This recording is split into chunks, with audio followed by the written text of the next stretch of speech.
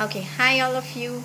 Okay, so today we are going to start one of the most interesting theories and probably the most interesting part of this chapter, which is the psychodynamic theory of personality.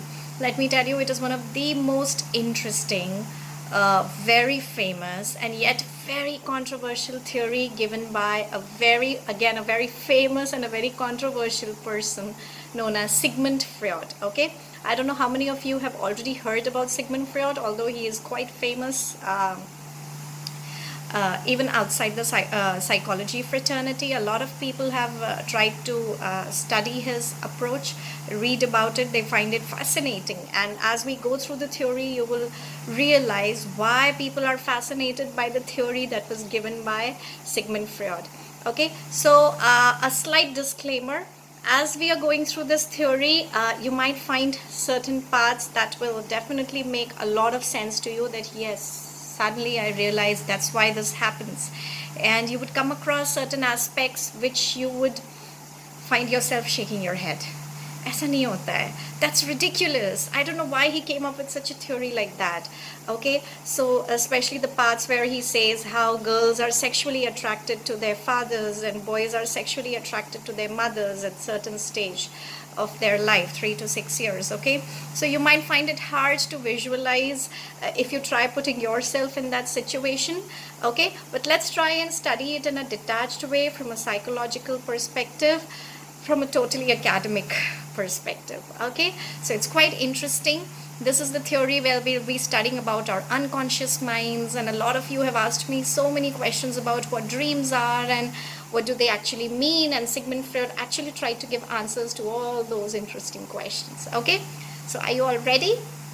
Okay, so let's start with psychodynamic theory of personality. So Sigmund Freud was not actually a psychiatrist or a psychologist. He was a physician who was actually very well versed with using hypnosis to treat his patients for various physical and emotional problems that they came up with.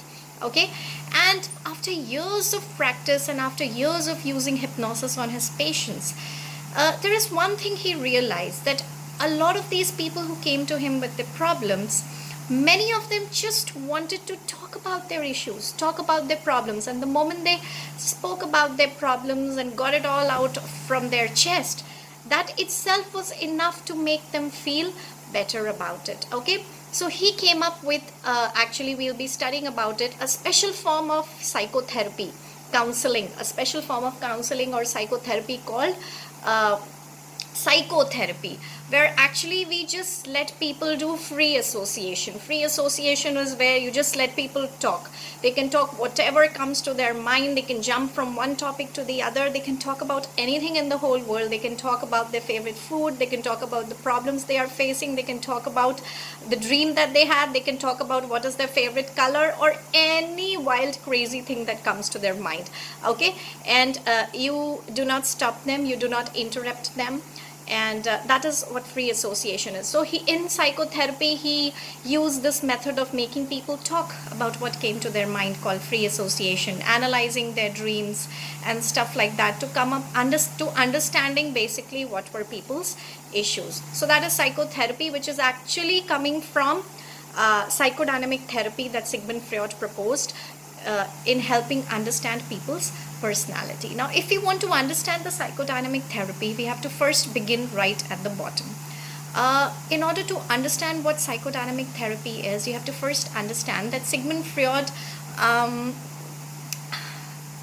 explained our conscious mind, how our mind works. He said that there are basically 3 different levels of consciousness that we function at. Okay, so one is clearly the conscious mind, which is formed of our thoughts and feelings that we are aware of. So right now I'm consciously recording this lecture for you. I'm consciously aware of my surroundings. Okay, so whatever you're actually aware of inside your own mind at a given time is your conscious mind. The second level of consciousness that comes below the conscious mind is pre-conscious. So pre-conscious mind is formed of all those thoughts, feelings, and attitudes and emotions of yours, which you may not be aware of right now at a given moment of time, but should the need arises, you can bring it to your consciousness. Okay, so you're not really thinking about what happened on your 8th birthday right now, but should I ask you, wait, stop this video, can you just for a second try and think what really happened on your 8th birthday? Or can you just think about your first day of school? That is a memory which you were not immediately consciously thinking of right now. It was in your pre-conscious, but because I asked you to do so, because the situation demands you to do so, you can bring that information into your conscious mind.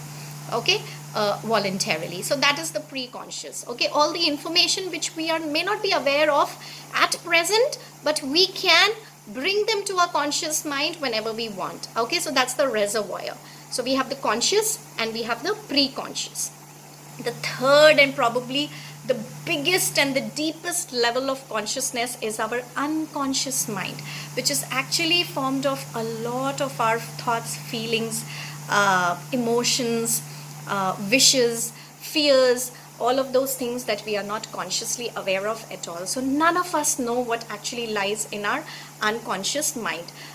It's submerged deep down into our consciousness. It's like a box which we have pushed into the back of our mind, wrapped chains around it and put this big lock around it, because we ourselves are scared of finding out what lies in our unconscious. Because if we find out what lies into our unconscious mind, it will lead to a lot of psychological conflict, feelings of guilt, feelings of anger, frustration, and so on and so forth. Okay, so the first thing to understand in psychodynamic theory is that there are 3 levels of consciousness that we function with: the conscious level, the pre-conscious level, and the unconscious level. The unconscious level basically is formed of all our instincts, our animal instincts, our biological and animal instincts that we are born with. And according to Sigmund Freud, most of these instincts are basically of 2 types.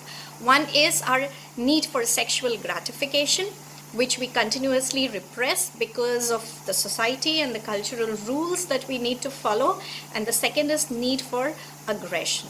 So basically all the work of Sigmund Freud focuses on how we deal with our sexual instincts and our need for aggression. It is human nature to want sexual gratification, and it is human need to express a degree of aggression. Okay, it makes us happy. These are our animal instincts which we continuously try to suppress it into our unconscious mind because we know it will not be socially acceptable, or we are trying very hard to find socially acceptable ways to satisfy those instincts. Okay, so that is another very important thing that you should understand, that the unconscious basically is formed of all our basic primal instinctual needs, which are basically of 2 types: sexual gratification and need for aggression. Okay, so I'm going to stop this video right here and we are going to continue in part 2. Okay, so I want you to go back and read in great detail about 3 levels of consciousness. It's very, very, very important for you to understand. And it's fascinating to learn about the unconscious level. It's like what you think you're aware of who you are is just the tip of the iceberg. The consciousness is just the tip of the iceberg. The majority part of who we are, what we want, our deepest desires, our fears, our anxieties, what we want, all those things lie deep down in our unconscious level, according to Sigmund Freud, and we are not even aware of it. But Sigmund Freud said it is this unconscious that drives most of our behavior. Okay, and whenever the unconscious, we repress too much of our instincts into our unconscious level, and the conflicts that arise because of it are not satisfied properly, it leads to a lot of mental and emotional turmoil, which causes a lot of psychological and emotional problems. Okay, so conscious, pre-conscious and unconscious. We'll continue after that in part 2. Bye bye.